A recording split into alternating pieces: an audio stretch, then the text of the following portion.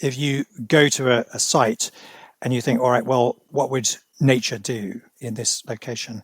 How would nature build? What solutions already exist in this place?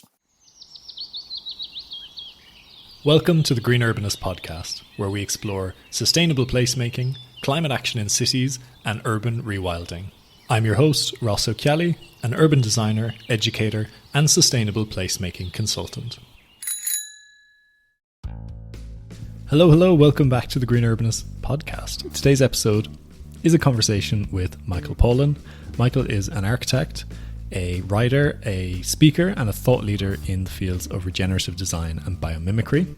He was a previous guest on this podcast all the way back in episode 41, feels like a long time ago, where he came on to talk about his book, which was new at the time, that he co-authored with Sarah Ichioka, which was called Flourish, and that was about regenerative design. Really, really good episode. I've linked to that in the episode description.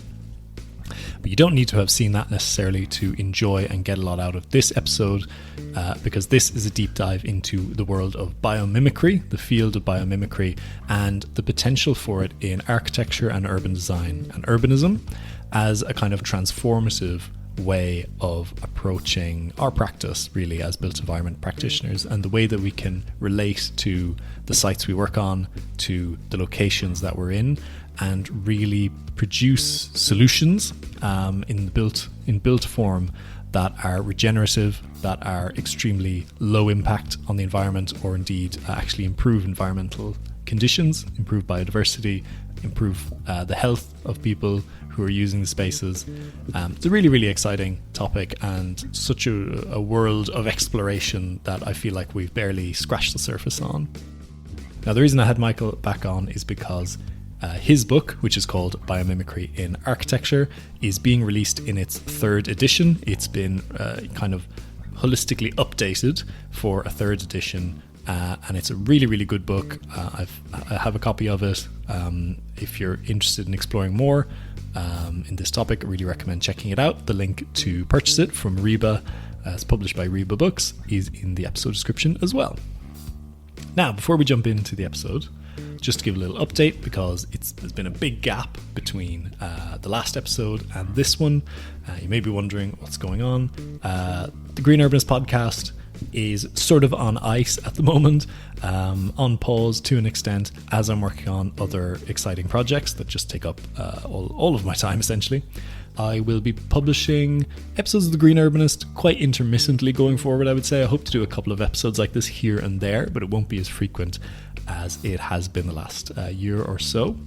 I will be making an announcement on a really meaningful project for me in the next month or two. So I'll make an announcement here with an episode, but the best way to sort of stay up to date with that kind of stuff and see how you might get involved or benefit from it is by getting on my newsletter list, the Green Urbanist newsletter. So I typically publish every week or so with an article, and I'm publishing a lot more there these days than I am on the podcast. So links in the episode description for that as well. Would love to see you joining the newsletter list. But yeah, enjoy this episode. I'm Michael Pawlyn. I'm an architect and writer and public speaker. Prior to setting up my company, I worked for Grimshaw for 10 years, and I was part of the core team that designed the Eden project. I set up Exploration Architecture in 2007 with the aim of developing transformative projects. And then the IPCC report in 2018 was quite a key moment for me, because it showed that 30 years of sustainable design had not really got us anywhere near to where we need to be at a societal level. So I embarked on two new collaborations, both inspired by Donella Meadows, and I know you've covered her quite a bit on your podcast, and both based on the desire to shift the paradigm from sustainable to regenerative. So one of those was Architects Declare, and the second was Writing Flourish with Sarah Ichioka.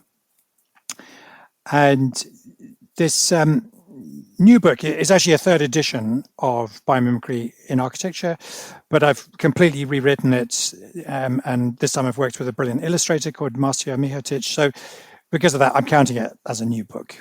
Oh, good old Donella Meadows. I just picked up my copy of Thinking in Systems again for a presentation I'm working on, and just like any page you open is just full of insights. It's great.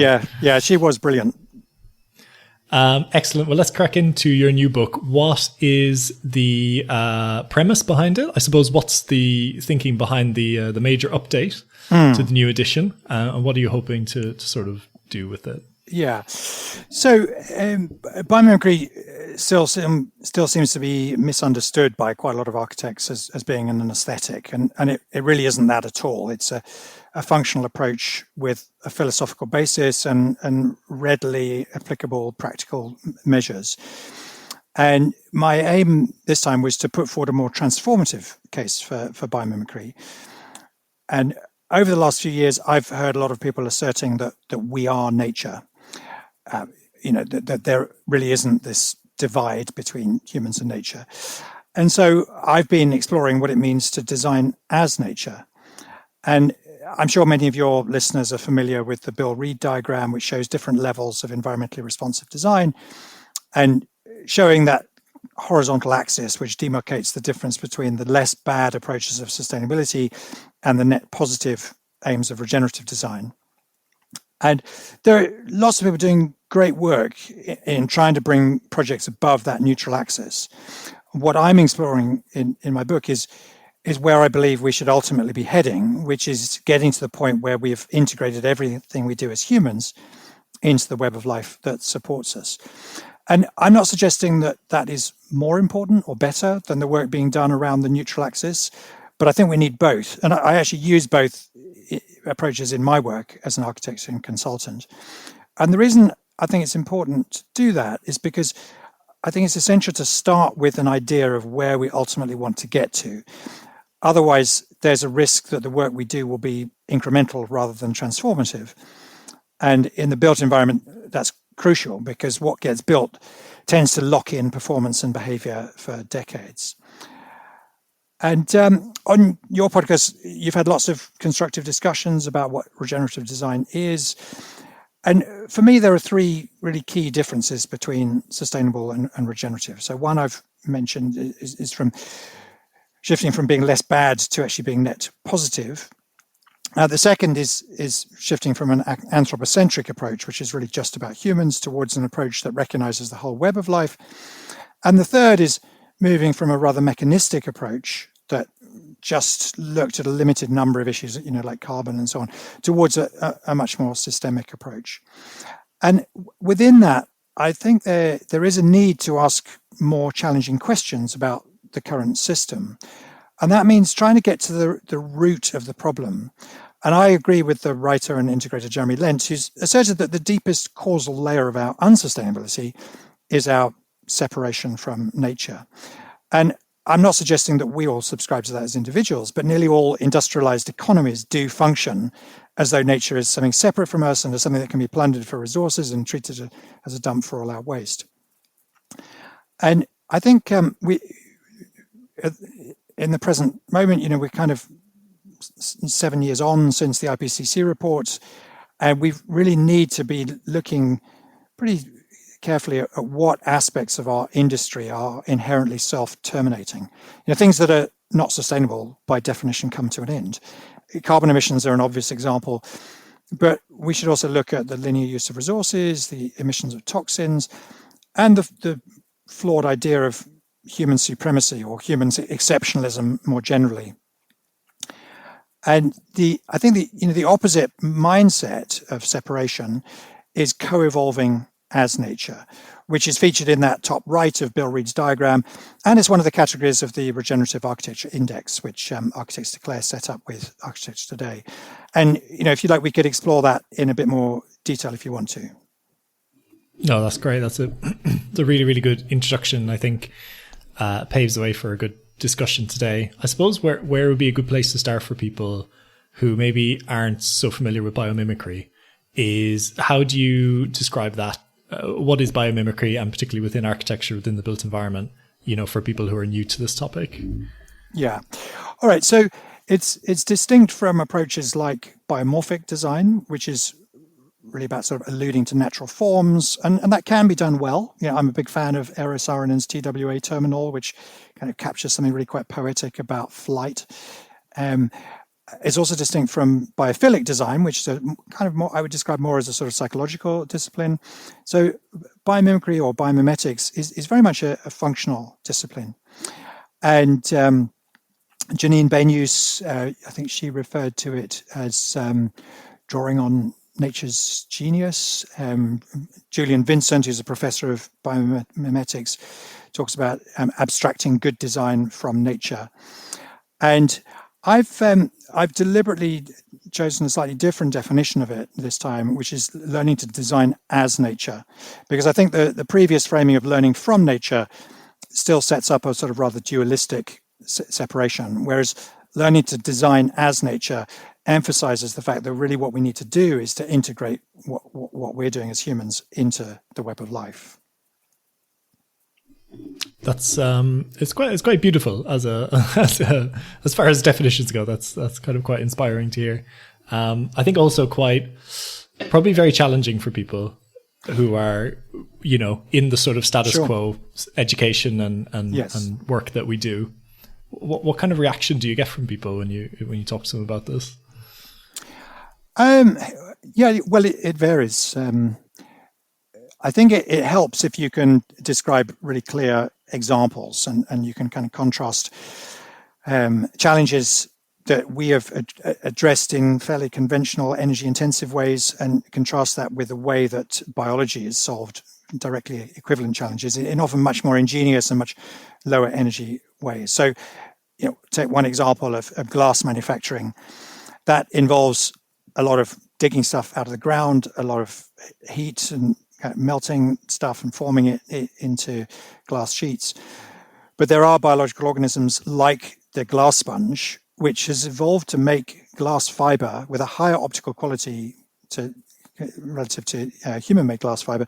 And it does that at ambient temperature and pressure with just raw materials in seawater.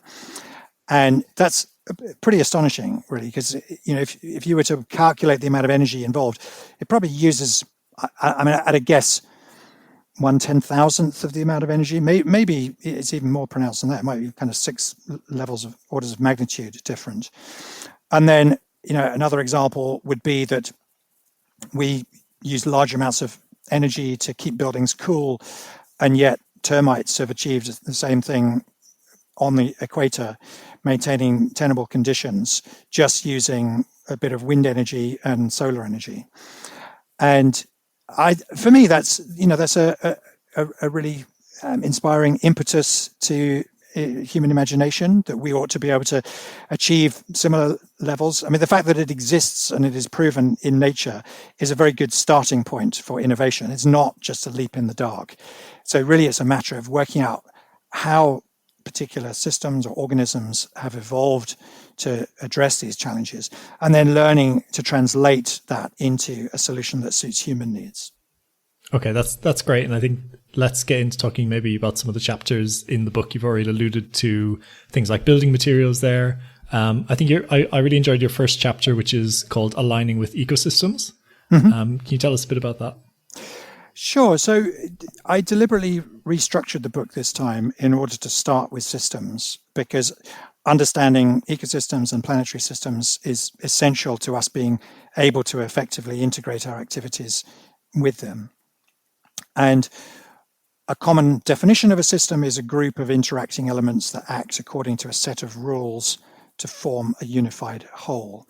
And systems are fundamentally different to mechanisms because the entities interact in ways that make the behavior quite difficult to predict. And so it takes a different set of skills to interact with systems. And that's very much what Donella Meadows talks about in thinking in systems. And in this first chapter, I describe how nutrients and energy flow through ecosystems, how ecosystems start and develop, and important ideas like panarchy and Gaia theory. And the core of the chapter is a comparison of the characteristics of conventional human-made systems and ecological systems. And I make the case that the characteristics of the latter, of ecological systems, are a really useful set of principles for rethinking our buildings, cities, and resource flows. And so the kind of characteristics I'm talking about of ecological systems are that they're closed loop in their resource flows, they're densely interconnected and symbiotic, They're adaptive and resilient. They don't use persistent toxins. Everything is nutrient. They are panarchically self-regulating. They run entirely on solar energy. They use local resources, and they're regenerative to their places. And I think it always helps to have case studies. So I describe examples like Kalundborg, which is quite an old one in some ways. So that was the part of Denmark where, in this particular locality, is the town of Kalundborg, a number of businesses hooked up in terms of their resource flows, so that the waste from one became the input for something else. And they achieved a huge amount in terms of reducing waste, reducing water use, reducing CO2 consumption. And then another case study is actually a brewery in Namibia. And that was transformed from producing just beer and a lot of waste into a system that produced 12 products instead of just one, 7 times as much food, fuel, and fertilizer, and 4 times as many jobs as a conventional approach, and a fraction of the waste. And I'm a huge fan of these systems. Another one that I talk about quite a bit is called the Cardboard to Caviar project. And the kind of central part of that was this process that turned waste cardboard into caviar through a series of stages, which is quite engaging because it's like a kind of modern day version of alchemy. And then the kind of more involved story is actually much richer and more interesting than that, because he managed to do so much. He reintegrated a number of often marginalized groups into a regenerative system. He transformed all sorts of wastes into value. And I actually think it points to a new economic system. So rather than in conventional economics, where physical resources and financial resources are mobilized, they flow very quickly through communities, and the money often ends up in the hands of very wealthy individuals or companies. The physical resources often end up as waste pretty quickly. These systems based on ecological systems actually result in far more loops, far more exchange of resources, and at each point they deliver value. And they actually point to a whole new economic paradigm in which wealth can be created by consuming less, in stark contrast to the current assumption based on creating wealth by consuming more. Yeah, I think that's partly what I really enjoyed about that chapter was this is obviously going far beyond just architecture or individual buildings, but it's really about how can like cities, the interactions between industry and waste and food all kind of work together in a kind of, in a local system. Yeah, and for me, it's one of the biggest and most underexplored aspects of the circular economy. It amazes me that it hasn't really caught on more. Myself and a few other people have been talking about this for quite a while. But anyway, I live in hope. And while often those projects are based on a kind of metaphorical application of principles from ecosystems, I also talk about academics who've done really interesting work on extending those into more scientific applications. So particularly there's a group at Georgia Tech, and they compared the functioning of real ecosystems with a number of these systems. They're often called eco-industrial parks, where you get this kind of co-location of industries and activities. And they found some really interesting differences. So firstly, there were far fewer equivalent to species. So the essence of this is that you treat each element of the system as the equivalent of a species in an ecosystem, and then you're trying to get the waste from one to become the nutrient for something else. So unsurprisingly, they found that there wasn't the same level of richness and diversity. But more interestingly, they also found that the equivalent of detritivores were very underrepresented in the human-made system. So detritivores are the animals and microorganisms that dismantle dead matter and make it available for new growth in a system. And the equivalent, the correlate in human-made systems is the dismantlers, the recyclers, the repairers. And there's scope for that to become a new sector of our economy, really. Yeah, I think you mentioned Gaia theory earlier, and I think one of the main learnings from that is that life creates the conditions for more life. Yeah.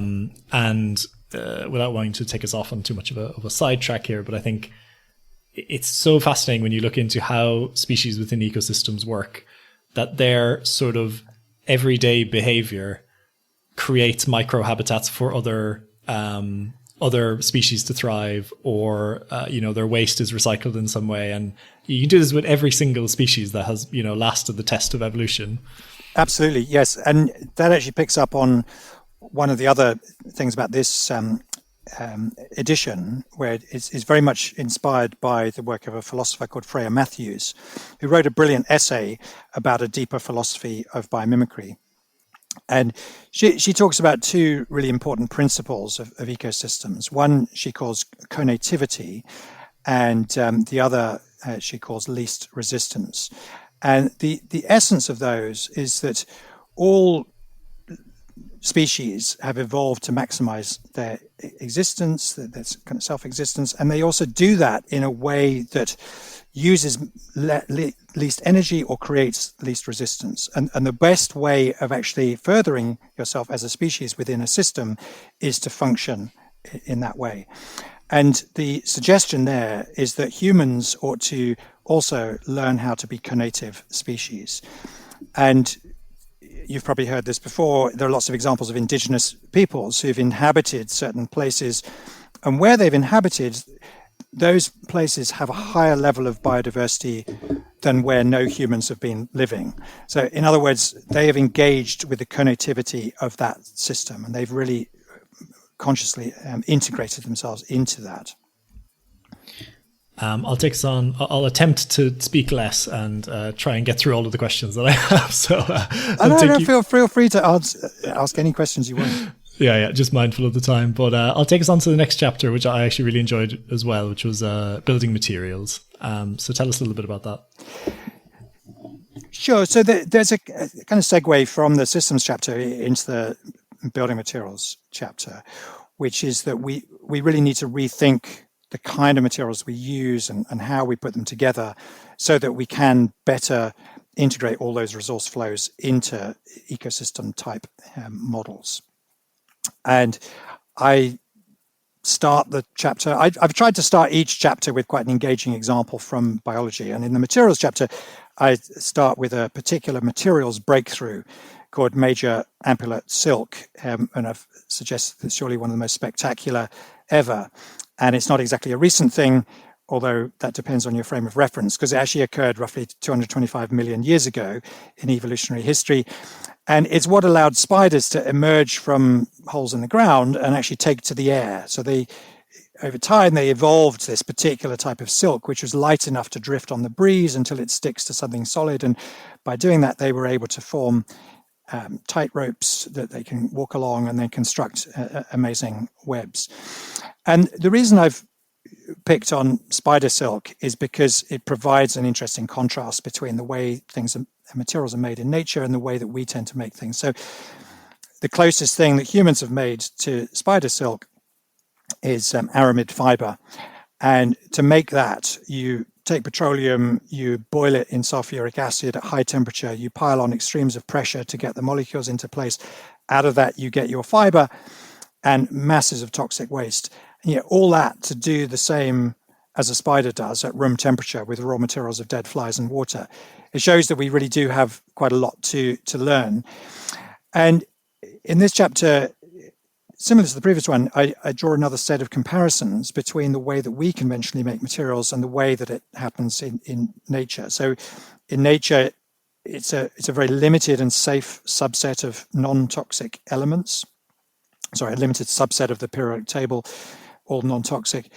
Nature puts things together with hierarchical structure and interfaces, and I can explain that in a minute.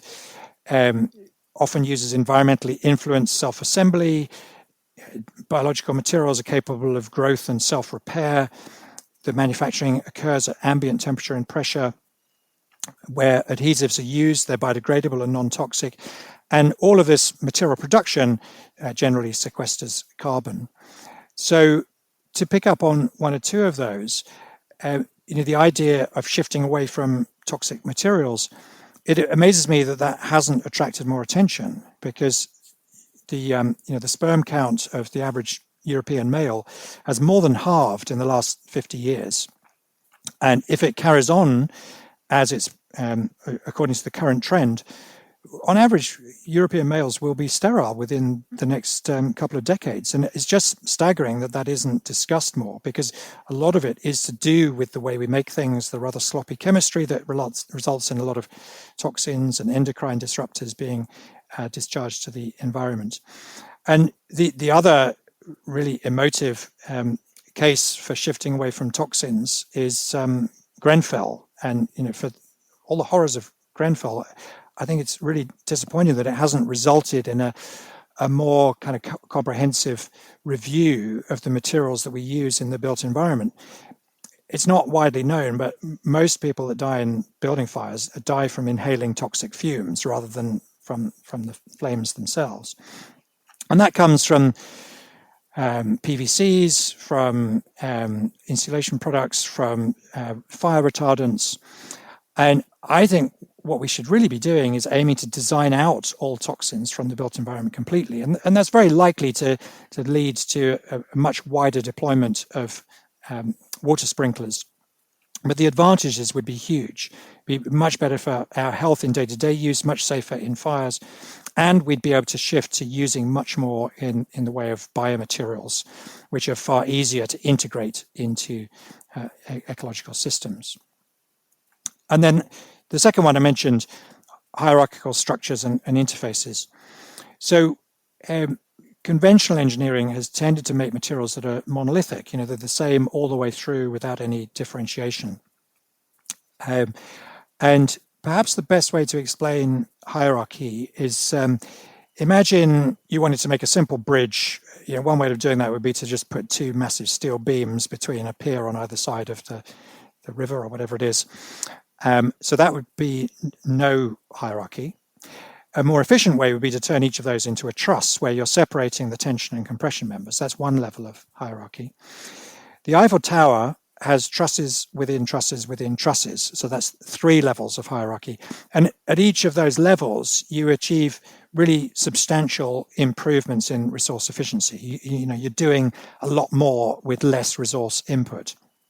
Most buildings and structures that humans create have 1 or no levels of hierarchy. And so by doing that, we could put more design input in and use far less in terms of materials.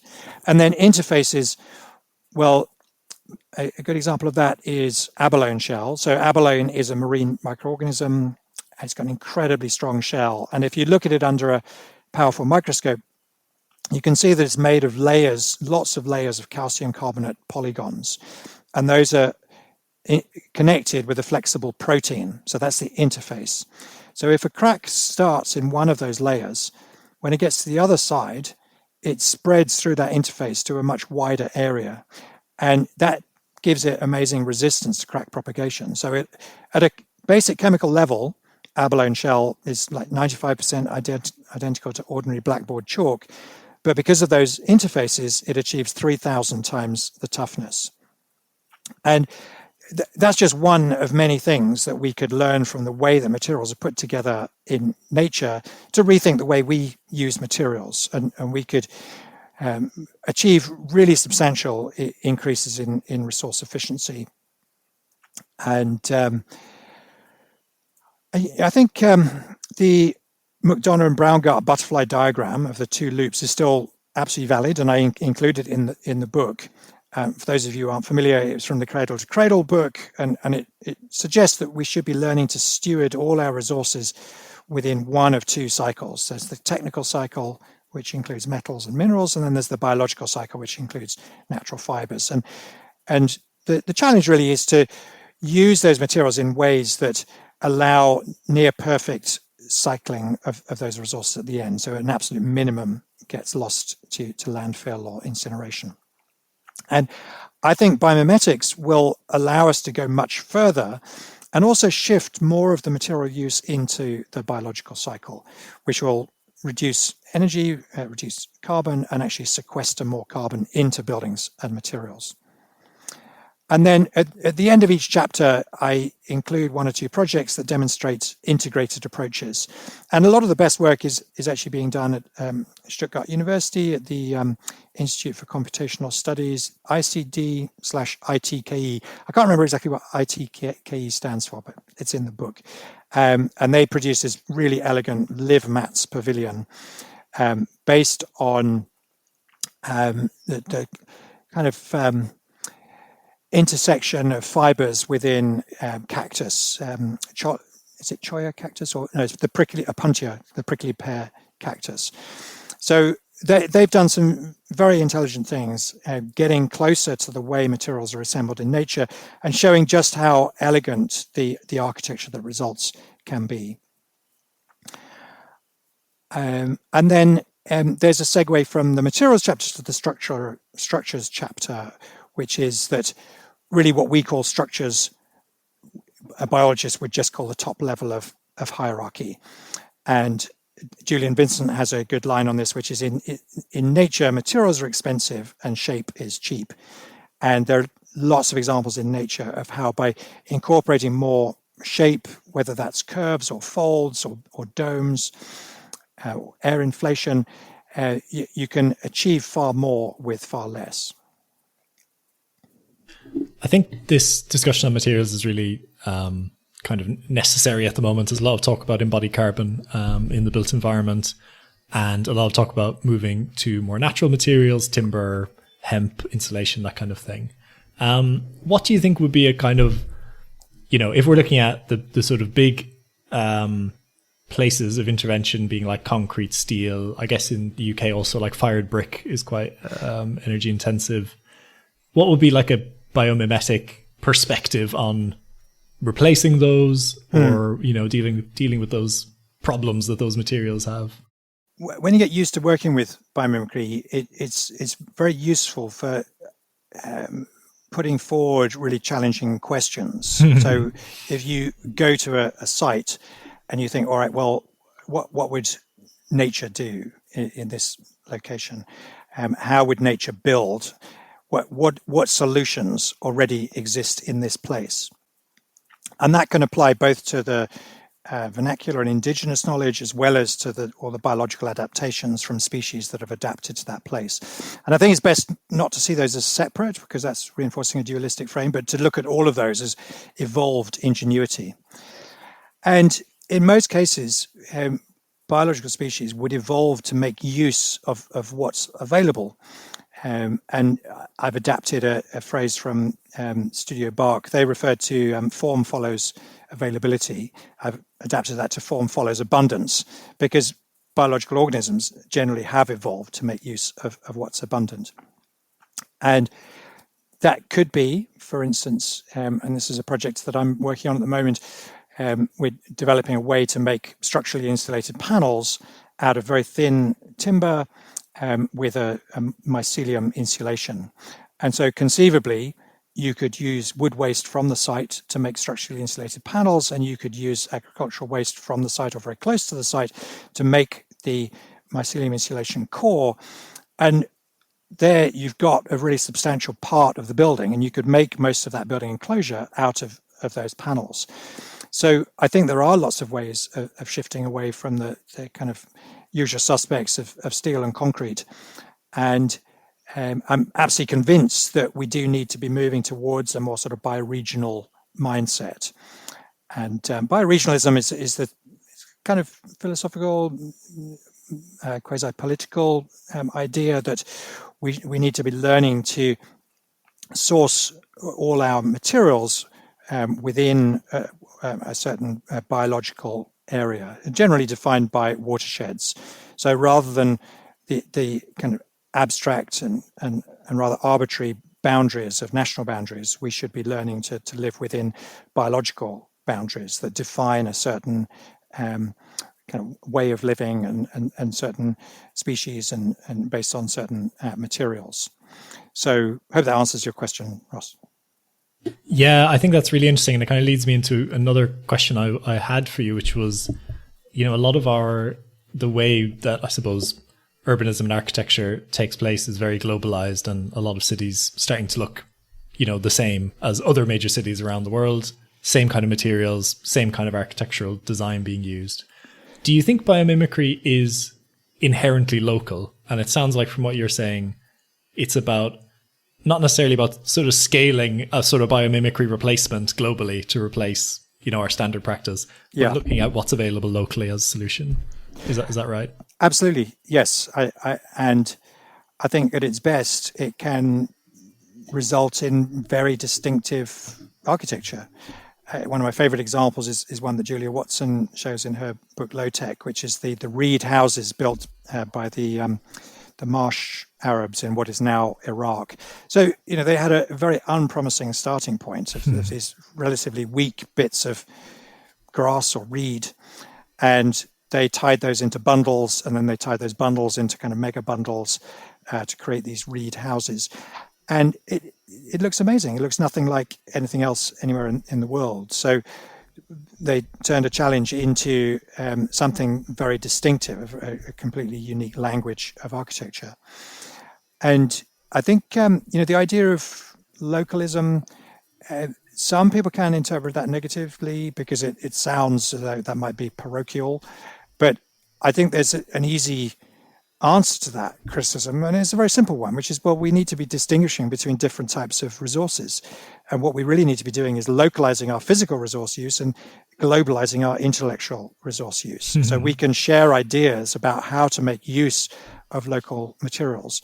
So, for instance, bamboo is available in lots of different parts of the world, more towards the tropical regions, and each part has its own endemic species. But the way of working with those, that definitely could be shared globally. So that's what I mean by local resources and local physical resources and globalized intellectual resources. Thanks for that. Okay, that's really interesting. Another chapter I wanted to ask you about was the managing water or working with water chapter. And this sort of speaks to me a lot with my work around also sort of landscape and rewilding and that kind of thing. So yeah, tell us about that. So many of the chapters look at the kind of challenges that we face when designing the built environment, and then study how equivalent challenges have been solved through the process of evolution in either systems or species or both of those interacting.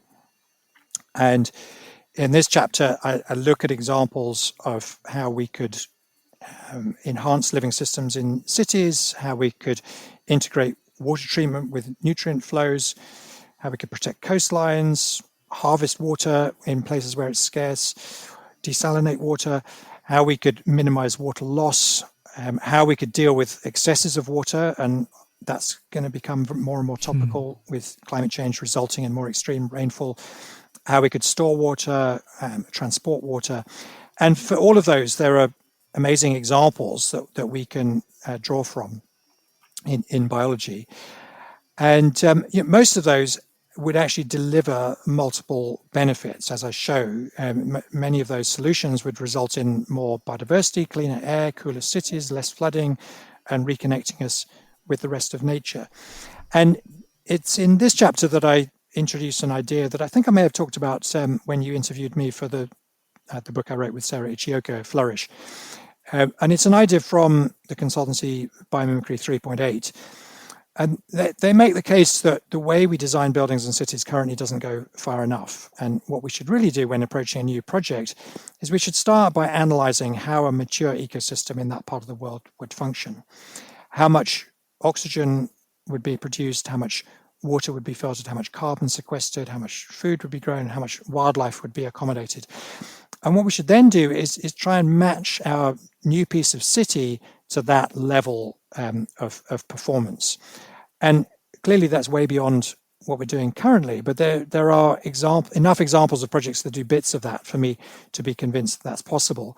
And managing water is an essential part of that. And I think it's really important that we take a kind of whole systems view of this and look at the whole watershed, because if we're just trying to deal with, say, flooding in cities, it's too late in a way. You're dealing with the problem once it's become exacerbated. And if you look at actually the whole watershed and how you might rewild that landscape and renaturalize the river flows, then much of that water would be kept in those upper parts of the watershed where it actually deliver massive improvements in terms of biodiversity increases. And then for some of those other headings, there are kind of amazing examples of species that have adapted to solve really difficult challenges. Like how do you find water in a desert? And I introduced this chapter with the thorny devil, which is a type of lizard that can essentially drink with its feet. If it's standing on damp ground, the water tracks up the grooves in its skin all the way up to its mouth. And it's all based on capillary action. And it's quite similar in a way to a hard landscape surface. So its skin has quite narrow grooves, and then under those there are channels which have a hierarchical structure of microchannels. And so any rain that falls on its skin goes straight into those channels, so it's protected from evaporation, and then those microchannels very effectively move the water along towards its mouth. So it achieves pumping without any energy, and it's similar to what you could design for a hard landscape, where ideally you'd want that water to go very quickly into subsurface channels so that you minimize water loss, and then you can collect that very efficiently. And that's just one of many examples of how we could learn from biological adaptations to address the challenges of managing water in the built environment in more ingenious and much more efficient ways.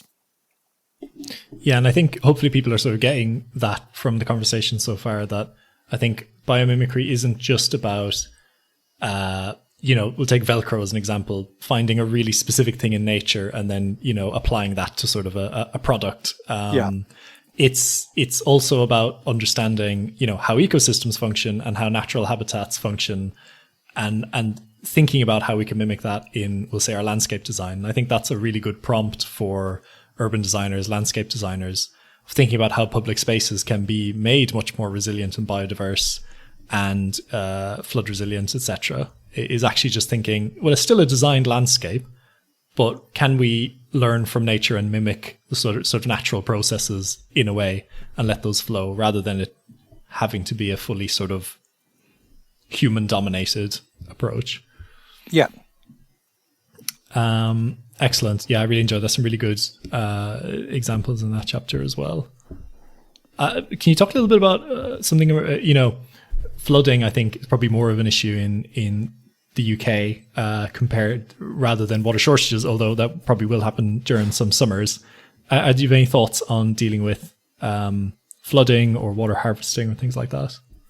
I think some of what I've already said is very relevant in the UK. We've denuded a lot of our uplands, and I read in one of George Monbiot's books that apparently some of the big insurance companies got together and worked out that they could save a lot of money by paying for upland areas of Britain to be reforested, and that would be far cheaper than continually paying out for flood damage. And they did their best to persuade government to implement that, and it all proved to be too complicated. And that's disappointing, because that's exactly the kind of integrated thinking we need. I'm convinced that many of the things we do in the built environment currently could be done far more effectively and far more cheaply if we were to actually bring some of those budgets together. So, for instance, I was recently working on an urban master planning project where we had a brilliant client who really wanted to push the regenerative agenda. And there were lots of possibilities that we identified at the beginning that unfortunately didn't make it through to the implementation, simply because they were very difficult to monetize. So they would be delivering benefits, but the developer would have to pay for those and wouldn't reap any of the benefits to help pay for them. Whereas, if at a kind of regional governmental level we had integrated policy that brought together the budgets for communities, for biodiversity, for transport, for water, for health, I'm absolutely convinced that we could create much healthier living environments for less money that would deliver massive carbon savings and improvements in biodiversity and extend people's lives. And for me, that's where we really need to try and shift things towards a more integrated approach to policy. Yeah, that's so true. And I think it comes back to the point that we can't really expect or rely on the private sector to deliver all of this stuff, because ultimately, if the profit motive is the driving force behind a lot of the work that's happening, then at some point things are not, quote unquote, viable. Yes, and maybe we're going to get a bit off topic here, but I think Kate Raworth's book, Economics, is brilliant at looking at the different elements of society and making the point that we can't leave everything to the market. There is a place for government, and we need a kind of grown-up conversation about what that should be, because the current system really isn't working. Yeah, exactly. And I read a good commentary recently about the question, why has solar power across the world has scaled just massively in the last 10 years, really incredible deployment. So why hasn't it ousted more fossil fuels, which are still a huge part of the energy? And part of the commentary said solar power is cheaper than fossil fuels, but fossil fuels are more profitable because for whatever reason the power companies have the sort of central control over it. And so it's in their interest to keep doing it because they're making more money from it than from solar power. And so obviously we can't just assume that the market will do what's in our best interest if what's actually driving it is profitability. So I thought that was a good sort of systemic analysis. Shall we talk a little bit about thermal regulation before we get on to my final few questions? Clearly, this is kind of a crucial part of architecture, is creating shelter and controlling the conditions inside so that they're comfortable. And again, there's a lot that we can learn from species that have evolved closely equivalent challenges. And I talk about things like minimizing heat gain, radiating heat, conducting heat, absorbing heat, minimizing heat loss, evaporative cooling. And one of the buildings that I look at quite a bit is the Eastgate Centre, which is quite old now, but it's still a very good example of a building that's close to the equator and manages to create comfortable conditions without any powered air conditioning. And a lot of that was based on an understanding of termite mounds. And one of the things interesting now is that the science of understanding termite mounds has moved on hugely. There's an absolute genius called Rupert Saw who's done phenomenal work on looking at termite mounds. And in many ways, the processes of thermoregulation in a termite mound are far more subtle than was previously thought to be the case. And I speculate a bit on how Mick Pearce, who was the architect for the Eastgate Centre, how he might approach a new version of the Eastgate Centre. And I think he'd be able to benefit from all this new research into termite mounds and might well be able to deliver a scheme that functions even better in terms of creating comfortable conditions. And then also make the point that it's not enough now to just have standalone biomimetic buildings. We need them to be fully integrated into wider ecological systems in terms of their materials, their energy, their water, and so on. And just as with previous chapters, there are some really kind of characterful examples in nature of species that do amazing things to solve some of these challenges. So, for instance, elephant skin. There's nothing kind of accidental about the deep texture and wrinkles of elephant skin. It actually delivers really quite significant evaporative cooling benefits. And there's an academic at, I think she's at the University of West England, Lydia Bardana, who's done a lot of work on elephant skin and modeling that, understanding how it works, and then applying that to ideas that could work in the built environment. Is it like the texture, the sort of deep wrinkles that have that effect, or is it something in the skin? Yeah, it's two things. So it provides a degree of self-shading, the deep grooves, And it also allows more water to be held. So elephants often spray themselves with water, and it creates more sort of channels and more surface area for evaporation. And Lydia Banana has shown that that does deliver a very substantial increase in cooling effect. And so the suggestion is that in certain places where it makes sense, we could do the same on our buildings. We could create self-shading and enhanced evaporative cooling. Now, clearly, that's going to work best in an environment where there's fairly plentiful water. You wouldn't want to do that in an arid environment. But that's the key thing. We need to be developing solutions that are place specific, and what works in one place won't necessarily work in another. Yeah, indeed. And I suppose it's an interesting question about local solutions in an era where the climate is changing. What is the local climate for many places? And so as we'll say, the south of England starts to become more Mediterranean, that's maybe the location we should be looking for inspiration for a new absolutely climate. Yeah. Fantastic. I can't believe how quickly the time has gone, and I'll try and sort of wrap up with a few questions here. And this is not probably a very quick question to answer, but I'll try and answer it quickly. How about that? Yeah. But I'm kind of interested is we have, I think it's plain to see like the incredible potential that is in biomimicry and biomimetic approaches. If we wanted to see this becoming much more adopted as an approach, what do you think sort of needs to change systemically to allow that to happen? Yeah, so I address that in the final chapter because I didn't want to leave readers thinking, well, these ideas are great, but how are they ever going to come in when we've got such a commercial environment now that we're working within? And I think we really do need an epochal shift, actually, if we're to meaningfully address the planetary emergency. And what I mean by an epochal shift is a really substantial shift in thinking, equivalent to the shift in thinking that occurred with the scientific revolution, or equivalent to the shift from the modern era to the postmodern era. And generally, those epochal shifts have occurred when enough people lose faith in the narratives that have dominated up to that point and become sufficiently convinced by the emerging narratives of the new epoch. And I think we're very much at that point now. Most people have lost faith in the idea of sustainability based on just trying to be a bit less bad. Very few people believe what we were told in the 80s and 90s, which is that conscious consumerism can save the world.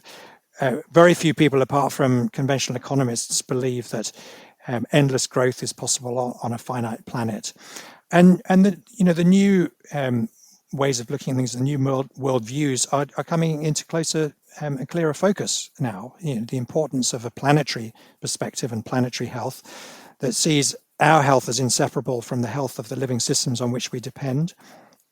I think the shift from environmental economics, which tried to put a price on nature, towards ecological economics that saw the human economy as a subset of the living world.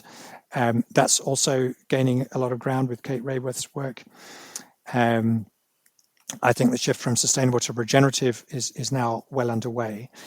And that's really what we need in order for us to make progress towards that sort of top right in Bill Reed's diagram of getting to the point where we are participating and co-evolving as nature. And there's a place for the legal system here. So I think it's interesting to see the idea of nature rights, of living systems acquiring defendable rights, of the law of ecocide. I think it's also important that we have a transformation in business.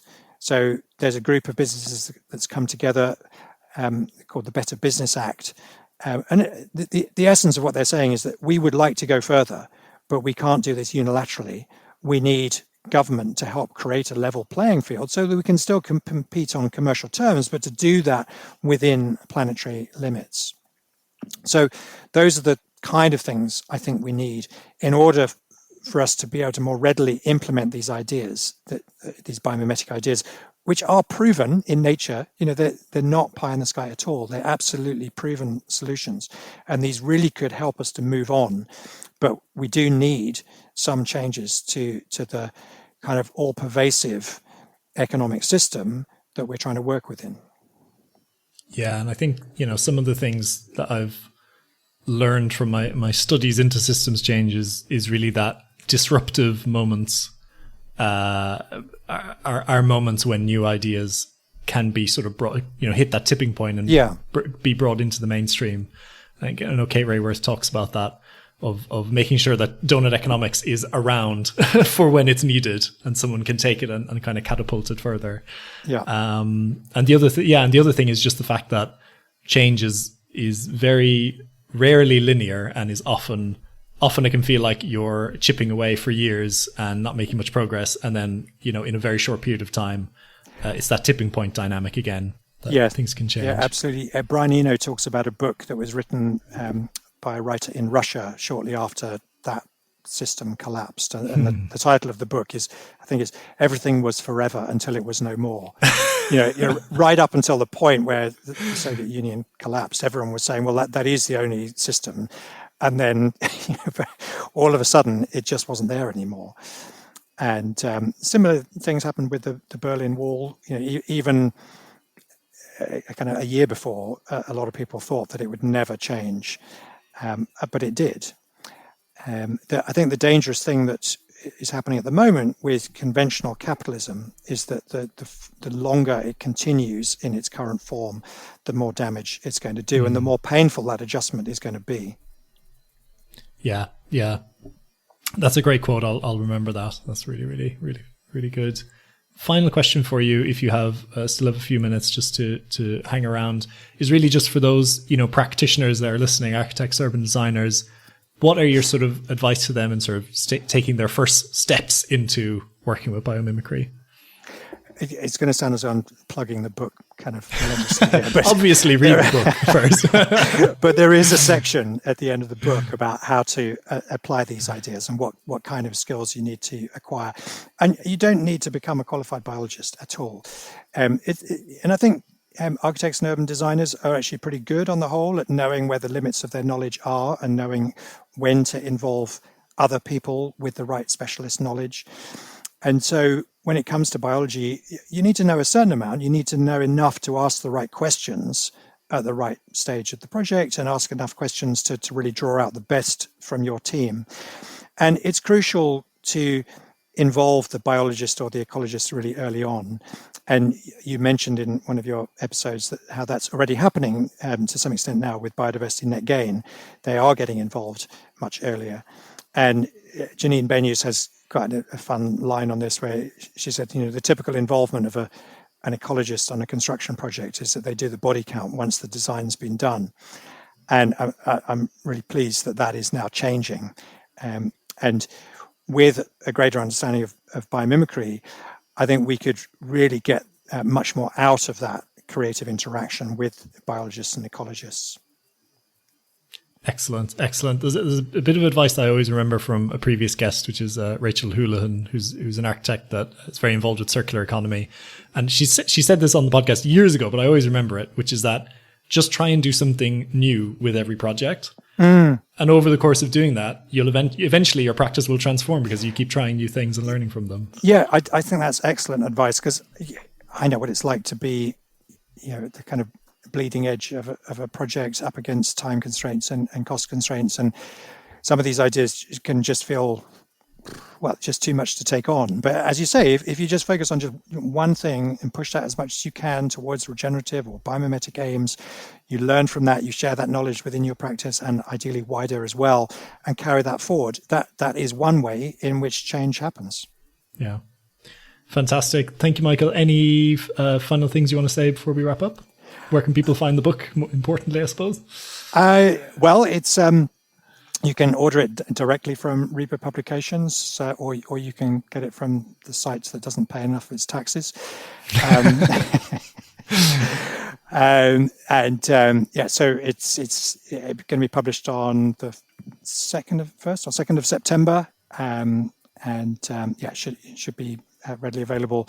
I think the RIBA bookshop is closed at the moment for refurbishment. So I imagine it'll be at the AA bookshop, which is in Bedford Square, but probably easiest to order it online. Yeah, and I would say I have a digital copy, but I would really like a physical copy because it's all full color and it's the kind of book is nice to sort of read in person. So I would encourage people to do that. Fantastic. Okay, cool. We can wrap it up there. Great. All right. Well, thanks very much, Ross.